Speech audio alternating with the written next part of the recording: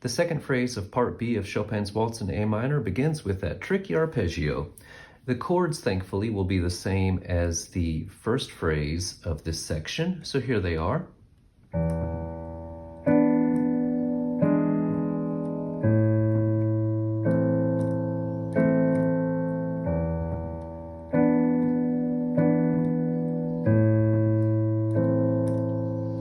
Remember that in the first measure of the phrase, the E7 chord is played with a fifth and then a third.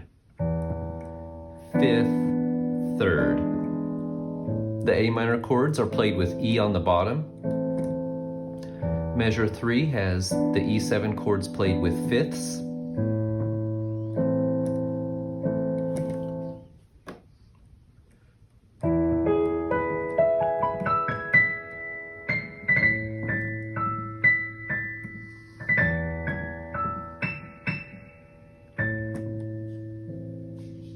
There is the sound of just the bass notes with no chords and the right hand played normally.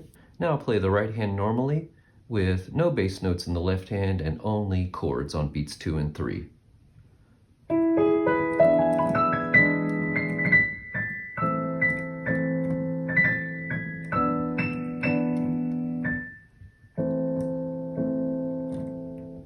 Here we go with Part B, phrase 2, measure 1. I'll go in super slow motion and pause after each beat.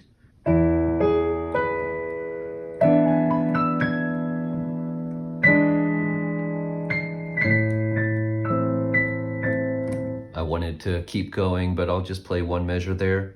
And now without pausing.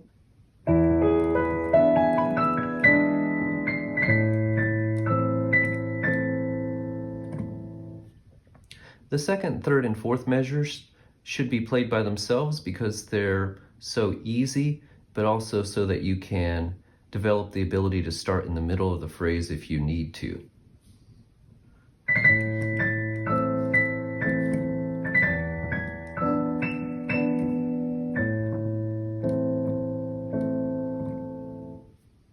Now let's try to play a little quicker.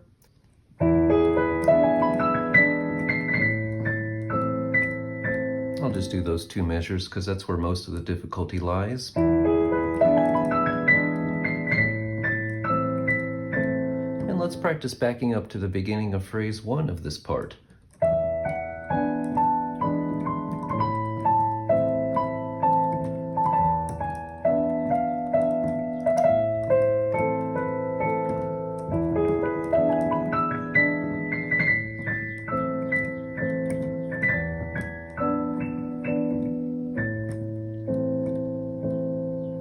And now faster.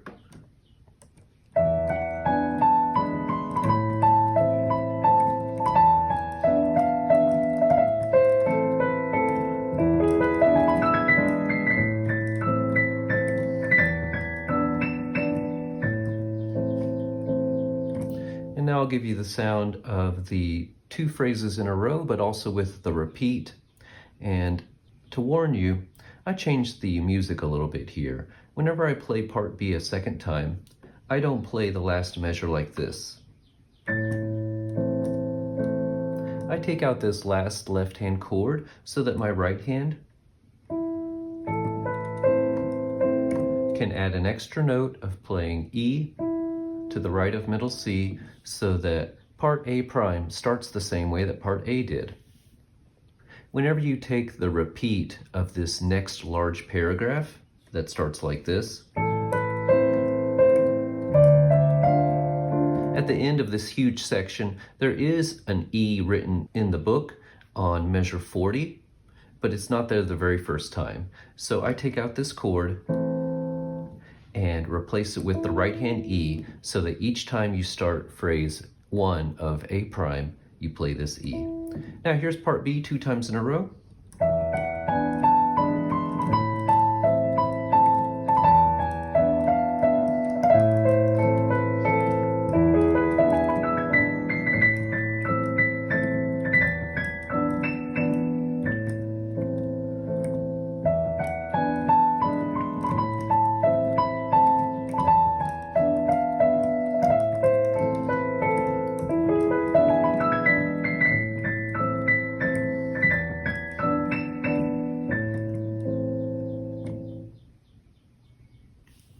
Good luck learning part B, including the left hand now, and I'll see you next time.